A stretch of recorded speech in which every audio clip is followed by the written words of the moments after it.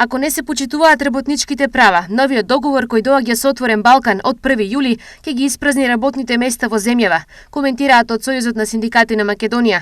Нимата реакција доаѓа по изјавата на српскиот министер за внатрешна и надворешна трговија Томислав Момировиќ дека работниците од Србија, Македонија и Албанија ќе добијат единствен број за идентификација и ќе можат лесно да се вработуваат во сите држави без разлика каде живеат. Па се гледа одливот на работната сила и така си оди нашите работници, мислим на нашите општества, на сите работници, тогаш во тој случај би и кога би имало добра клима во државата, кога би биле добро платени, нормално би останале во државата.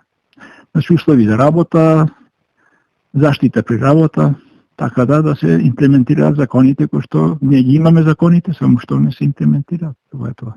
Мора да направиме клима за нови инвестиции.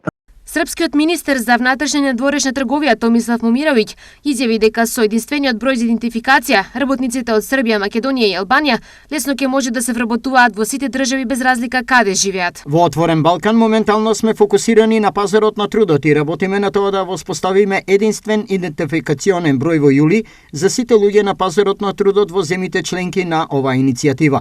Ова ќе значи дека можат слободно да се вработат во било која од овие три земји. Вели Момировиќ. Ангел Димитров од Организацијата на работодавачи вели дека за албанските работници кои доаѓаат во нашата земја ќе има многу бенефити. А јас не би рекол бенефиции, туку ќе бидат званично во системот, значи ќе бидат вработени во Македонија, ќе се плаќаат даноци и придонеци, а не да работат на црно во најголем број случаите. До сега така работеа на нашите плантажи,